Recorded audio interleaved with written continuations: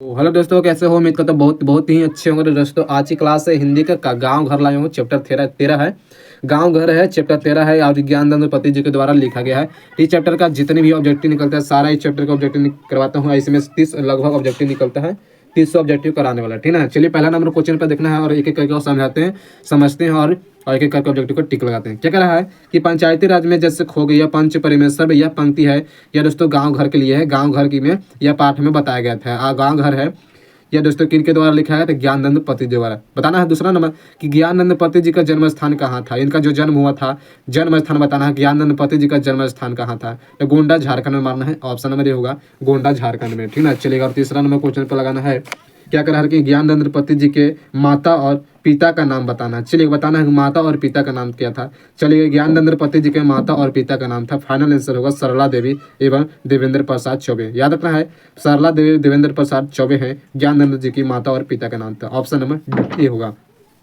ज्ञानदंड पति जी की प्रशासनिक पद पर थे। चलिए, चौथा नंबर है पर ज्ञानदंड पति जी जो किस प्रशासनिक पद पर थे, किस प्रशासनिक पद पर थे। चलिए, लगाना है तो ये होगा कारा अधीक्षक पर। कारा अधीक्षक पर थे प्रशासनिक पद में, ठीक ना, याद रखना है। चलिए, और 5वां नंबर क्वेश्चन पर लगाना है कि पंचायती राज में क्या खो गया था। चलिएगा, 5वां नंबर है कि पंचायती राज में क्या खो गया था। क्या लगाना है आंसर? तो पंचायती राज में दोस्तों ईमान खो गया था। ऑप्शन नंबर ये होगा ईमान खो गया था। ज्ञानदंड पति जो बिहार लोक सेवा आयोग द्वारा चयन नीति होकर किस पद पर स्थापित हुए थे? पद स्थापित हुए थे। ज्ञानदंड पति जो है ये दोस्तों दूसरे पद पर स्थापित होते हैं। तो ये पर कारा अधीक्षक पर। राइट आंसर बी नंबर होगा, कारा अधीक्षक पर, ठीक ना। चलिए, 7वां नंबर लगाना है कि ज्ञानदंड पति जी ने कौन सी कविता लिखी है। चलेगा, 7वां नंबर है ज्ञानदंड पति जी ने कौन सी कविता लिखी है। तो ज्ञानदंड पति जी है यह गांव घर का लेखक है ज्ञानदंड पति जी। चलिए, ऑप्शन नंबर बी होगा, गांव घर लिखे थे। ज्ञानदंड पति जी के किस काल के कवि कहा जाते हैं। 8वां नंबर लगाना है ज्ञानदंड पति जी किस काल के कवि कहते हैं, बताना है। ज्ञानदंड पति है दोस्तों यह है आधुनिक काल के कवि कहलाते हैं। ऑप्शन नंबर सी होगा, आधुनिक काल के। 9वां नंबर के ज्ञानदंड पति 20वीं सदी के किस दशक के उदित हुए थे। चलेगा, लाना है ज्ञानदंड पति जी हैं 20वीं सदी के किस दशक में उदित हुए थे। चलेगा, हम फाइनल आंसर बताता हूँ तो 8वें दशक में हुए थे उदित, ठीक ना।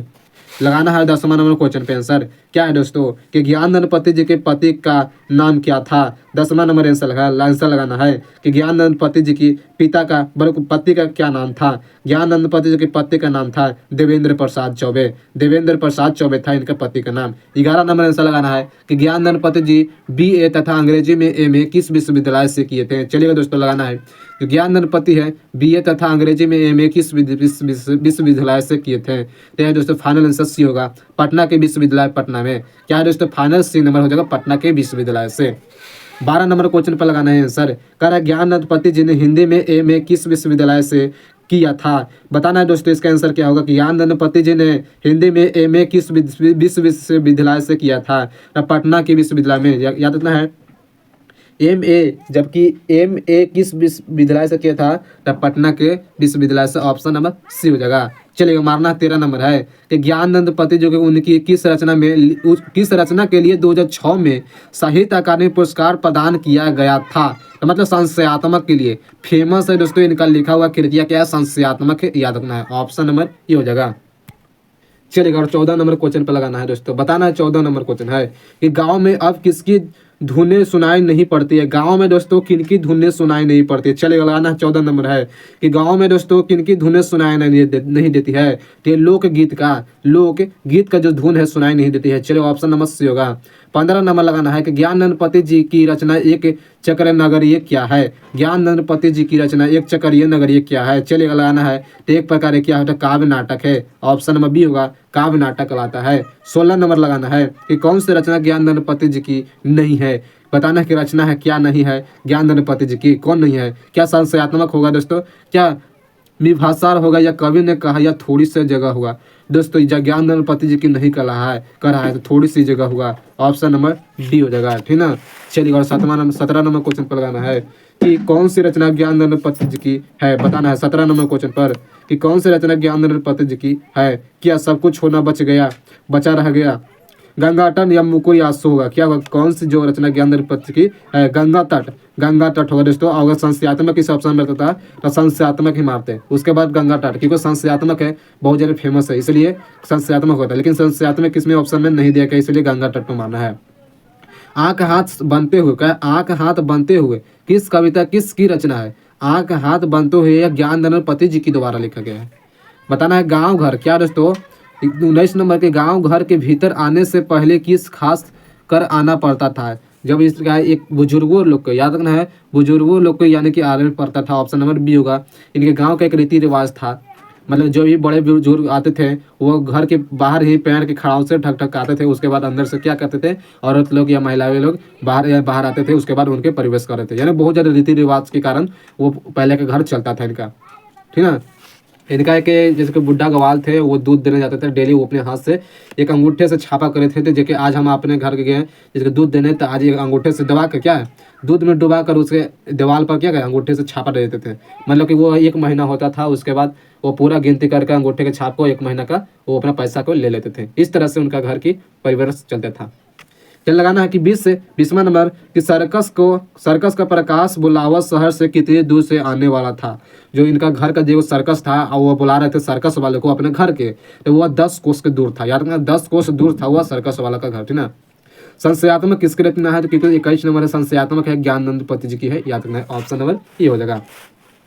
22 नंबर क्वेश्चन है कि दूध डूबे अंगूठे के छापे किनके थे? तो बूढ़े गवाल दादा का था। बताए थे, ऑप्शन नंबर सी होगा, बूढ़े गवाल दादा था।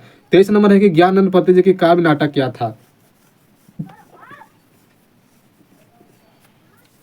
बताना है कि ज्ञानंद पति जी के काव्य नाटक है। नाटक मतलब एक चक्रीय नगरी होगा। कीर्तिया का है गंगा तट होगा, मतलब एक चक्रीय नगरी क्या है, नाटक का नाटक। ऑप्शन डी होगा। 24 नंबर ज्ञानंद पति जी का जन्म कब हुआ था? इनका जन्म दोस्तों कब हुआ था? तो 1 जनवरी 1950 में हुआ था। फाइनल आंसर ये होगा, 1 जनवरी 1950 में इनका जन्म हुआ था। चलिए 25 नंबर क्वेश्चन है कि ज्ञानंद पति जी को साहित्य अकादमी पुरस्कार किस कृति में मिला था? चलिए लगाना है 25 नंबर क्वेश्चन है, ज्ञानंद पति जी को साहित्य अकादमी पुरस्कार किस कृति में मिला था?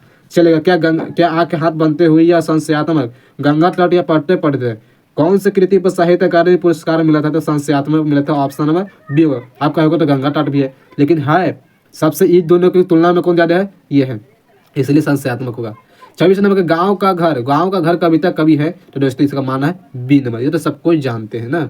27 नंबर गांव घर किस कविता का संरह से लिया गया है? तो गांव घर है, यह है दोस्तों संशयात्मक से लिया गया है। ऑप्शन नंबर डी पे मारना है। 28 नंबर क्वेश्चन है कि ज्ञानंद पति जी की किस कृति पर साहित्य अकादमी पुरस्कार प्राप्ति हुई थी? क्यों, कौन सी कृति पर? तो मारना है संशयात्मक पर। ऑप्शन नंबर सी हो जाएगा संशयात्मक। ज्ञानंद पति जी का जन्म कहाँ हुआ था? चलिए 29 नंबर लगाना है, इसमें आपको गड़बड़ाएगा कि ज्ञानंद पति जी का जन्म, तो दोस्तों ज्ञानंद पति जी का जन्म स्थान कहाँ हुआ था?